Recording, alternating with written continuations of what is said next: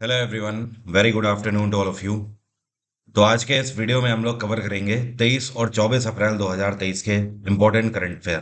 पूरा वीडियो अंतिम तक ध्यान से देखिएगा, हर एक क्वेश्चन इंपॉर्टेंट है। कल करंट अफेयर इसलिए नहीं आ पाए थे क्योंकि आप सभी को पता ही है, यूट्यूब पर मैंने आपको करंट अफेयर की मैराथन दी थी, तो वो सारे क्वेश्चन सेट करने में ही सारा समय लग गया था। उम्मीद करता हूं मैं आप सभी लोग पीडीएफ डाउनलोड कर चुके होंगे एग्जाम इंजन से। एग्जाम इंजन एप्लीकेशन पे फ्री स्टडी मटेरियल वाला जो ऑप्शन है, उस पे मेरे नाम से जो फोल्डर बना हुआ है, आप वहीं से डायरेक्ट जाकर मैराथन की पूरी पीडीएफ डाउनलोड कर लीजिए, हिंदी और इंग्लिश में।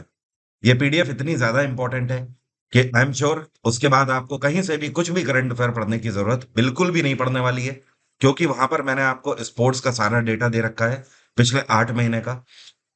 मैरी टाइम एक्सरसाइजेज हो गई, मिलिट्री एक्सरसाइज हो गई, साथ में अवार्ड एंड ऑनर हो गया, इंपॉर्टेंट बुक्स हो गई, G20 मीटिंग्स के जो वेन्यू हैं वो हो गए, वंदे भारत जो अभी हाल ही में लॉन्च करी गई हैं। तो इस तरीके के जितना भी इंपॉर्टेंट डेटा है करंट अफेयर का, सब कुछ वहां पर मैंने दे रखा है।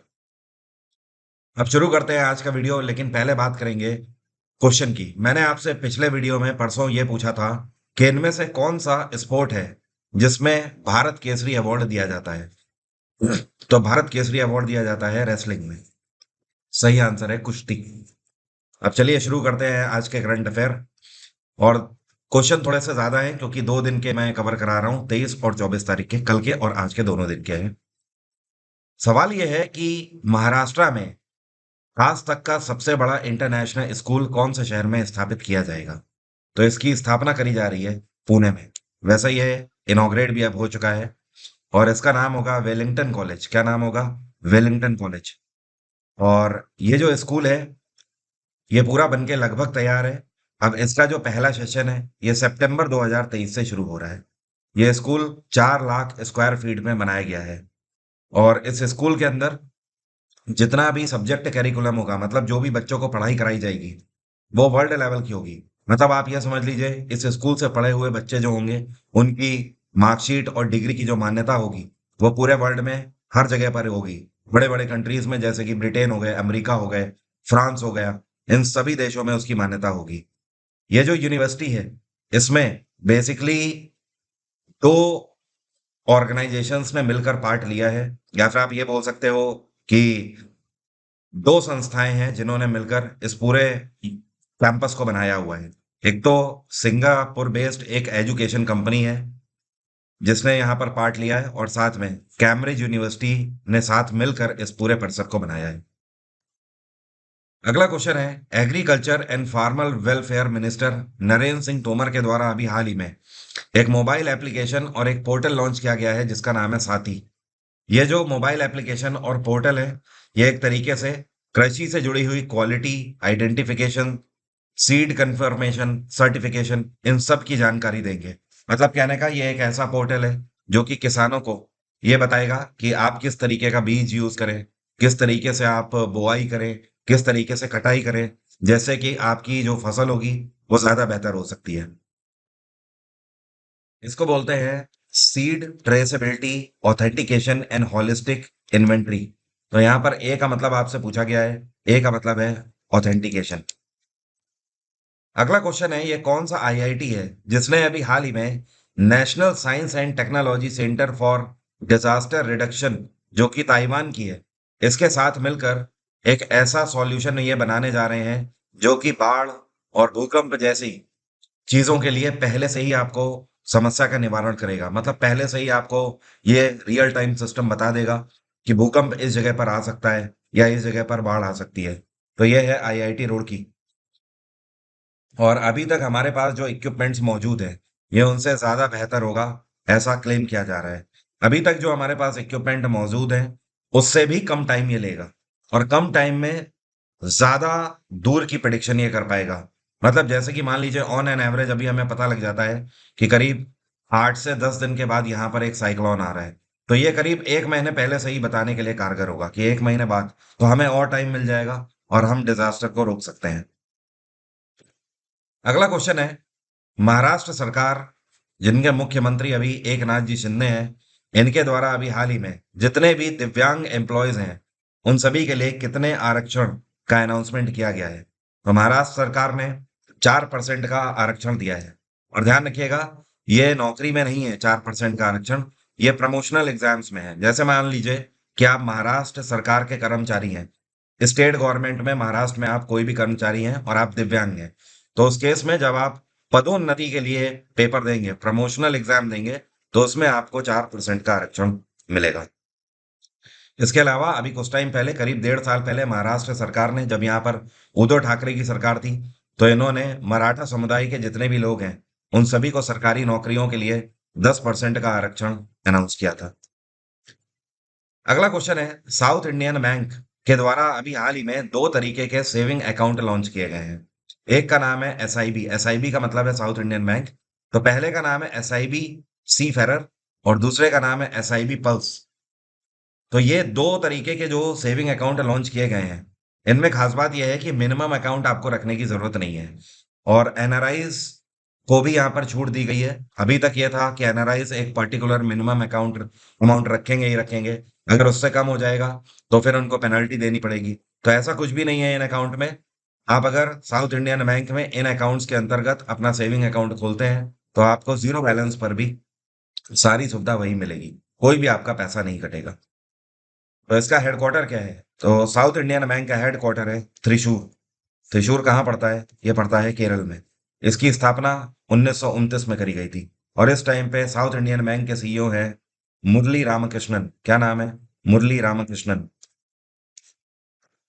अगला क्वेश्चन है, अभी हाल ही में एचएसबीसी इंडिया के ब्रांड एम्बेसडर के रूप में किसको अपॉइंट किया गया है?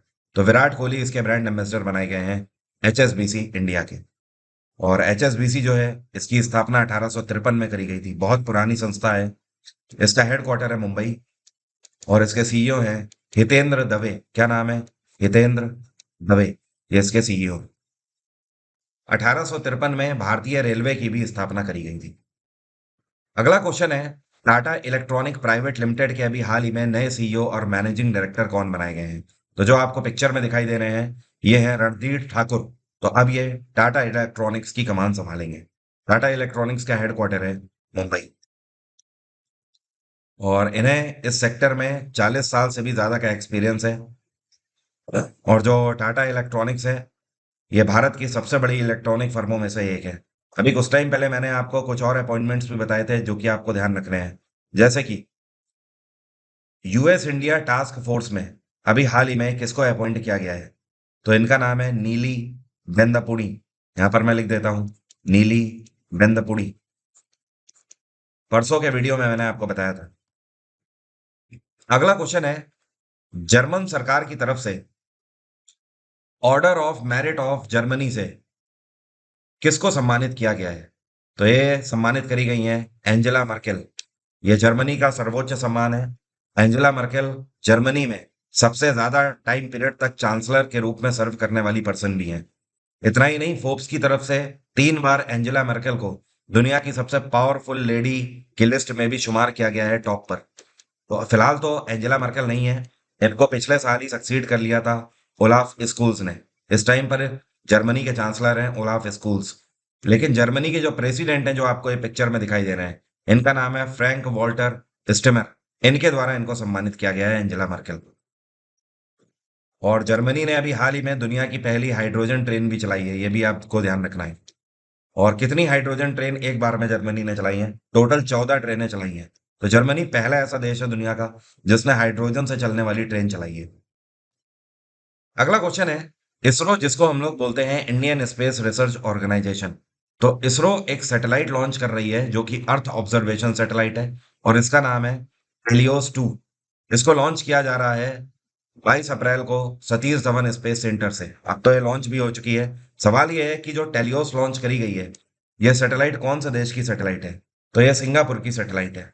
देखिए, कई बार ऐसा होता है कि बहुत सारे ऐसे देश हैं जो कि अपनी सैटेलाइट लॉन्चिंग पैड ना होने की वजह से दूसरे देशों से लॉन्च कराते हैं। तो ऐसे ही बहुत सारे कंट्रीज हैं जो कि इसरो की भी मदद लेते हैं, क्योंकि हमारे पास लॉन्चिंग पैड्स हैं। सतीश धवन स्पेस सेंटर में हमारा सबसे बड़ा लॉन्चिंग पैड है। तो दुनिया के बहुत सारे ऐसे देश हैं जो हमसे अपनी अपनी सैटेलाइट लॉन्च कराते हैं। इवन पिछले साल एक सैटेलाइट जिसका नाम था एमेजोनिया 1। क्या नाम था? एमेजोनिया 1। तो ये ब्राजील की सैटेलाइट है। इसको भी इसरो से ही लॉन्च कराया था ब्राजील ने। सिंगापुर की कैपिटल है सिंगापुर सिटी, ओमान की कैपिटल है मस्कट, यूए की कैपिटल है अबू धाबी, और भारत की आपको पता ही है नई दिल्ली। इसरो की स्थापना 1969 में करी गई थी। इसरो का हेडक्वार्टर है बैंगलोर। और इस टाइम पे इसरो के चीफ कौन है? ये है doctor S Somnath, senior rocket scientist. अगला क्वेश्चन है, 9 जून से शुरू होकर 18 जून तक कौन से शहर में 4 टीमों की इंटर कॉन्टिनेंटल कप की प्रतियोगिता आयोजित करी जाएगी? तो इस बार इसको आयोजित किया जाएगा उड़ीसा के भुवनेश्वर में। और ये जो इसका संस्करण है, ये तीसरा एडिशन है, थर्ड एडिशन। अगला क्वेश्चन है, एक मिलिट्री एक्सरसाइज है जिसका नाम है इन ओखियोस। क्या नाम है? इन ओखियोस 23। ये एक्सरसाइज भारत और कौन से देश की एयरफोर्स आपस में मिलकर लॉन्च कर रही है? इस एक्सरसाइज की शुरुआत आज ही से हो रही है 24 अप्रैल से, और ये 4 मई तक चलेगी। मतलब आप समझ लीजिए करीब 10 से 11 दिन तक ये एक्सरसाइज चलने वाली है। तो इसमें भारत के साथ भाग ले रहा है ग्रीस। तो ग्रीस की एयरफोर्स और भारत की एयरफोर्स इसे मिलकर कंडक्ट कर रही है। और ये जो एक्सरसाइज है ये कहाँ पर कंडक्ट करी जा रही है? तो ध्यान रखिएगा, इसको बोलते हैं एंड्रावीडा एयरबेस। क्या बोलते हैं? एंड्रावीडा एयरबेस। ठीक है। तो एक तरीके से ग्रीस इसको होस्ट कर रहा है, इंडियन एयरफोर्स वहां पर जाकर हिस्सा लेगी इसमें। अब आज के करंट अफेयर की शुरुआत करते हैं। ये तो कल के करंट अफेयर हो गए। हाल ही में ये कौन से राज्य के मुख्यमंत्री हैं जिनके द्वारा सारनीमा सो सुम नागीम लखाम इसका उद्घाटन किया गया है ग्यांगखार गांव में? तो ये राज्य है अरुणाचल प्रदेश, और अरुणाचल प्रदेश के मुख्यमंत्री कौन है? पेमा खांडू। अब सवाल ये है कि आपको समझ नहीं आ रहा होगा कि ये सार नीमा सो सुम नागिम लखाम है क्या। इसको गोंपा के नाम से भी जाना जाता है। तो आपको बता दूं, ये बौद्ध धर्म से जुड़े हुए पर्टिकुलर प्लेसेस हैं जिनकी इंपॉर्टेंस 11वीं शताब्दी में जब से ये बने हैं तब से आज तक चली आ रही है मान्यता। इसमें से कई सारे ऐसी जगह हैं जो कि ब्लर हो चुकी हैं आज की डेट में, जिनको रेनोवेट नहीं किया गया है। तो उनमें से ये एक जगह है जो कि बौद्ध धर्म के लिए बहुत ज्यादा फेमस है, इंपॉर्टेंस रखती है। तो इसको अभी रेनोवेट किया गया है, इसको आज जीर्णोद्धार करके इसका उद्घाटन फिर से किया गया है अरुणाचल प्रदेश के अंदर। अरुणाचल प्रदेश में कई बार आपसे वहाँ के डांसेस पूछ दिए जाते हैं। तो यहाँ के फोक डांसेस जो प्रमुख हैं, ध्यान रखिएगा, यहाँ पर एक पोनुंग डांस होता है। क्या बोलते हैं? पोनुंग डांस। एक यहाँ पर वांचो डांस होता है, और यहाँ पर एक पीकॉक डांस बहुत फेमस है। लाइन डांस यहाँ का फेमस है। एक यहाँ पर भुइया नाच होता है। क्या बोलते हैं? भुइया।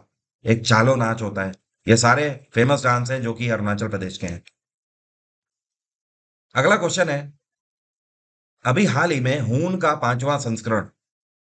हून क्या है? ये एक तरीके से थाउदो कल्चरल त्योहार है, या फिर सांस्कृतिक महोत्सव आप इसे बोल सकते हो। तो जिसकी शुरुआत कौन से राज्य में करी गई है? इसकी शुरुआत मणिपुर के अंदर करी गई। और मणिपुर में मुख्यमंत्री कौन है? ये है एन बिरेन सिंह। पिछले साल एक बार फिर से इनकी सरकार आ गई है, और यहाँ पे गवर्नर है अनसुईया उइके। तो इसका उद्घाटन अभी हाल ही में मणिपुर में किया गया। मणिपुर के और सांस्कृतिक फोक डांस जो हैं, इनमें से एक काफी प्रसिद्ध है, इसको बोलते हैं लाय हरोबा। क्या बोलते हैं? लाय हरोबा। एक यहाँ पर चलता है ढोल चोलम। ढोल चोलम। ये सब स्टैटिक जीके का पार्ट है। जब तक आप ये सारी चीजें कवर नहीं करेंगे तब तक आपका जीएस में स्कोर बेहतर नहीं होने वाला। तो इसलिए स्टैटिक जीके जीके पर थोड़ा सा आप ध्यान दीजिए कि फोक डांस कहाँ के क्या है, ट्राइबल कम्युनिटीज क्या है, स्पोर्ट इवेंट वगैरह हो गए। तो मैं स्टैटिक जीके का बैच ले रहा हूँ इस टाइम पे अन अकेडमी पर, वहां पर भी आप इसे कवर कर सकते हो। उस बैच का लिंक भी वीडियो के डिस्क्रिप्शन में है।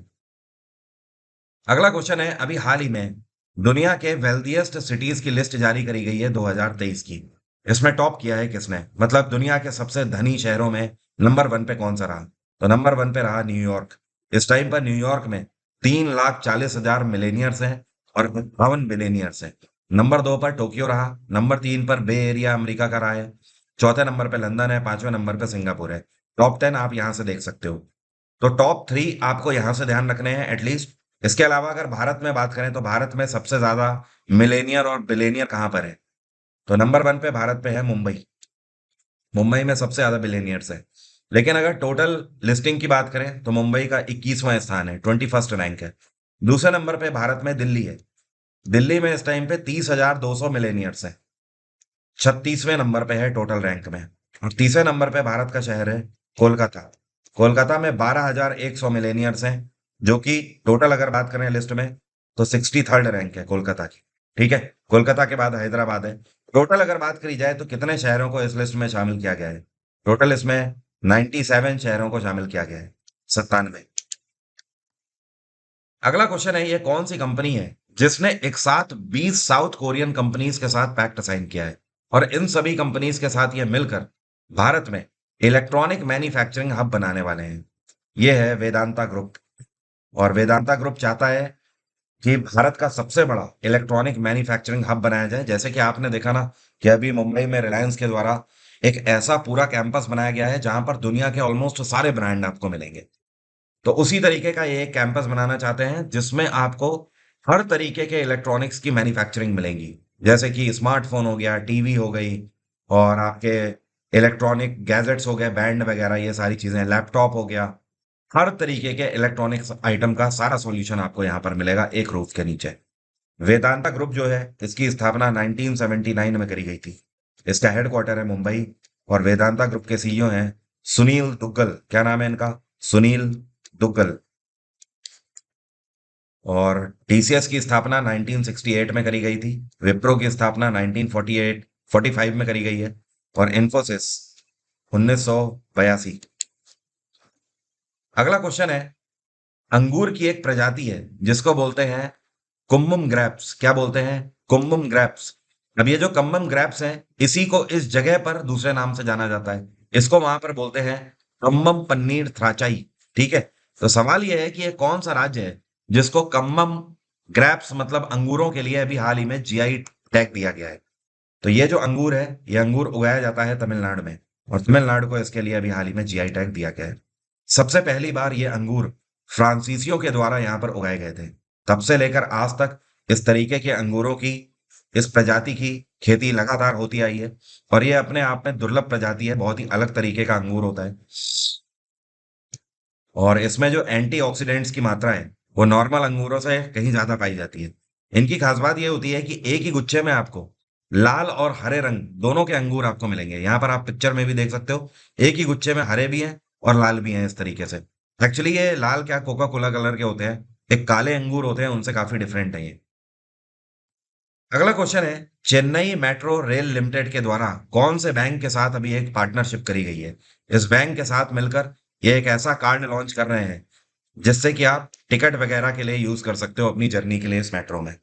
तो इन्होंने, चेन्नई मेट्रो ने अभी हाल ही में स्टेट बैंक ऑफ इंडिया के साथ पैक्ट साइन किया है। अगर आप ये कार्ड बनवाते हैं तो आपको टोकन के लिए लाइन में लगने की जरूरत नहीं है। इस कार्ड का नाम रखा गया है सिंगारा चेन्नई कार्ड। और इस कार्ड में मिनिमम 100 रुपए का आप करा सकते हो रिचार्ज, और मैक्सिमम 2,000 रुपए तक का आप रिचार्ज करा सकते हो। वही जैसे दिल्ली मेट्रो में चलता है कार्ड, उसी तरीके से। बस अंतर इतना है कि अगर आप एसबीआई के यूजर होंगे तो आपको इसका बेहतर फायदा मिलेगा। इसमें पर ट्रांजैक्शन पर अगर बात करी जाए तो एसबीआई का शेयर है 1.8%। ठीक है। अगला क्वेश्चन है, ये पहली ऐसी भारतीय महिला कौन है जिन्हें अभी हाल ही में Wisden Almanack leading cricketer of the year 2022 से सम्मानित किया गया है? मतलब अभी तक विजडन एल्मनाक लीडिंग क्रिकेटर की लिस्ट में कोई भी महिला खिलाड़ी नहीं शामिल थी भारतीय के रूप में। तो पहली बार कोई भारतीय महिला खिलाड़ी है जिनको जगह मिली है। ये है हरमनप्रीत कौर। और अगर बात करें इनके अलावा, तो इनके अलावा सूर्य कुमार यादव को भी इस बार 2022 के Wisden Almanack leading cricketer of the year में शुमार किया गया है। अगला क्वेश्चन है, 2023 के लता दीनानाथ मंगेशकर अवार्ड से आज के दिन किसको सम्मानित किया जाएगा? तो इस बार सम्मानित किया जा रहा है आशा भोसले को। किसे? आशा जी को। और ये कौन सा अवार्ड है? लता दीनानाथ मंगेशकर अवार्ड। इसकी शुरुआत अभी हाल ही में करी गई थी। ये दूसरा अवार्ड है। और इससे पहले जो इसका पहला एडिशन था, फर्स्ट एडिशन, ये प्रधानमंत्री नरेंद्र मोदी को दिया गया था। तो पीएम नरेंद्र मोदी इसके पहले रेसिपिएंट है। अब दूसरी रेसिपिएंट होंगी आशा भोसले। जो आपको पिक्चर में दिखाई दे रहे हैं इनका नाम है मैगुल डियाज कैनेल। ये अभी हाल ही में एक बार कौन से देश के फिर से राष्ट्रपति चुने गए हैं? तो ये क्यूबा के राष्ट्रपति एक बार फिर से चुने गए हैं। और इनको पता है कितने वोट मिले हैं? इनको 97.5% करीब करीब वोट मिले हैं। 97.5% बहुमत इनको मिला है। अच्छा, किसी भी देश में अगर किसी भी व्यक्ति को इतनी इस तरीके से वोटिंग मिले, इतना बड़ा बहुमत मिले, तो क्या ये अपने आप में लोकतंत्र के लिए सही होता है? आंसर है नो। ये भी अपने आप में लोकतंत्र के लिए सही नहीं है। बहुमत का मतलब आप ये मान लीजिए 60%, 70% जनता आपके फेवर में है, तो वो अपने आप में काफी अच्छा माना जाता है। क्योंकि एक बेहतर डेमोक्रेसी उसे माना जाता है जहां पर विपक्ष भी मजबूत हो। अब ऐसे कंडीशन में आप खुद ही बताइए, विपक्ष तो कोई है ही नहीं, और ये क्या करता है? ये डिक्टेटरशिप को बढ़ावा देता है। अब आप खुद ही समझिए, जिस देश में 97.5% वोटिंग एक व्यक्ति के फेवर में कर दी गई है, उस देश में ऑपोजिशन में तो कोई बैठेगा ही नहीं। और जब ऑपोजिशन में कोई नहीं बैठेगा, तो अगर सरकार से कोई सहमत नहीं है, तो आवाज कैसे उठाई जाएगी उसके खिलाफ? उसके खिलाफ तो कोई आवाज उठा ही नहीं सकता। तो ये अपने आप में डिक्टेटरशिप को बढ़ावा देता है। तो एक अच्छा लोकतंत्र वही माना जाता है जहां पर विपक्ष भी क्या हो? मजबूत हो। खैर, क्यूबा की कैपिटल है हवाना, घाना की कैपिटल है अक्र, सूडान की कैपिटल है खुर्तुम, और जिम्बाब्वे की कैपिटल है हरारे। अगला क्वेश्चन है, तमिलनाडु सरकार के द्वारा बच्चों की देखभाल और संरक्षण के लिए जो 2015 का अधिनियम है, उसमें बेहतरी के लिए एक कमेटी बनाई गई है। इस कमेटी की अध्यक्षता किसके द्वारा करी जाएगी? तो इस कमेटी के हेड के रूप में ये रिटायर्ड जज हैं, इनका नाम है के चंद्रू। इनको अपॉइंट किया गया है। तो दरअसल ये जो कमेटी है, ये 4 से 8 महीने तक करीब काम करेगी। और इस कमेटी के तहत जो 2015 का जो एक्ट लाया गया था, care and protection of children act, उसमें कई नए सुधार किए जाएंगे। जैसे कि बच्चों के लिए इंफ्रास्ट्रक्चर बेहतर हो, मेडिकल फैसिलिटी उनके लिए हो, ठीक है, हेल्थ फैसिलिटी उन्हें मिले, ये सारी चीजें और बेहतर करी जाएंगी। अगला क्वेश्चन है, अभी हाल ही में नई दिल्ली में युवा पोर्टल लॉन्च किया गया है आने वाले स्टार्टअप्स के लिए। तो ये किसके द्वारा लॉन्च किया गया है? इसको डॉक्टर जितेंद्र सिंह के द्वारा लॉन्च किया गया है। डॉक्टर जितेंद्र सिंह, ध्यान रखिएगा। और ये जो पोर्टल है, ये आने वाले जो स्टार्टअप्स हैं, जो एमएसएमईज हैं, उनको सारी इंफॉर्मेशन देंगे कि भारत सरकार नए स्टार्टअप्स को क्या क्या सब्सिडी दे रही है, क्या क्या फैसिलिटीज दे रहे हैं। जो आपको पिक्चर में दिखाई दे रही हैं, इनका नाम है उत्तरा बावकर। उत्तरा बावकर का अभी 79 की एज में निधन हो गया। ये कौन थी? लेखिका थी, राजनेता थी, अभिनेत्री थी, या सोशल वर्कर थी? तो ये अभिनेत्री थी। और इन्होंने महाराष्ट्र सिनेमा में काफी बेहतर कार्य किया हुआ है। इनको 1984 में संगीत नाटक एकेडमी अवार्ड से भी सम्मानित किया जा चुका है। और ये जो अवार्ड है, ये इनको भारत की नेशनल एकेडमी के द्वारा दिया गया है। और इन्होंने ज्यादातर जितनी भी हैं वो सारी मराठी मूवीज ही करी थी। तो 79 की एज में इनका अभी हाल ही में निधन हो गया। अब मेरा आज का क्वेश्चन आपसे, आप में से कितने लोग बता सकते हैं हिंदू विडो रीमैरिज एक्ट जो है, इसको कौन से वर्ष में लाया गया था? कमेंट बॉक्स में जल्दी से लिखकर बताइए। जितने भी एमटीएस वाले स्टूडेंट हैं, ध्यान दीजिएगा। कल मैंने यूट्यूब पर लाइव आकर करंट अफेयर की मैराथन आपको दे दी है, जिसमें सितंबर 2022 से लेकर अप्रैल 2023 तक के सारे इंपॉर्टेंट करंट अफेयर आपसे डिस्कस किए थे। साथ में एक बहुत ही तगड़ी सी मैंने आपको 100 पेजेस की पूरी एक करंट अफेयर मैगजीन भी बनाकर दी है, जो कि सभी के लिए फ्री ऑफ कॉस्ट है। आप इसे एग्जाम इंजन एप्लीकेशन से फ्री स्टडी मटेरियल वाले ऑप्शन से जाकर डाउनलोड कर सकते हैं। मेरा ऑफिशियल टेलीग्राम ज्वाइन करने के लिए डिस्क्रिप्शन में लिंक है, आप वहां से ऑफिशियल टेलीग्राम भी ज्वाइन कर सकते हैं। एग्जाम इंजन एप्लीकेशन में आने वाले सीजीएल एग्जाम के लिए और दूसरे डिफेंस या रेलवे एग्जाम्स के लिए भी आप मेरा जीएस जीके का foundation batch exam engine engine से परचेज कर सकते हैं। इस बैच की खास बात है कि इसमें वीओडी क्लासेस भी हैं और साथ में लाइव प्रैक्टिस क्लासेस भी मेरी चल रही हैं, तो आप इसे वहीं से अवेल कर सकते हैं। इसके अलावा पॉलिटी का रिकॉर्डेड बैच, हिस्ट्री का रिकॉर्डेड बैच आप लेना चाहते हैं, तो सारी चीजें आपको एग्जाम इंजन पर ही मिल जाएगी। आज की बात यहीं तक रहेगी। Thank you so much, have a nice day, take care, bye bye. आपका दिन मंगलमय हो।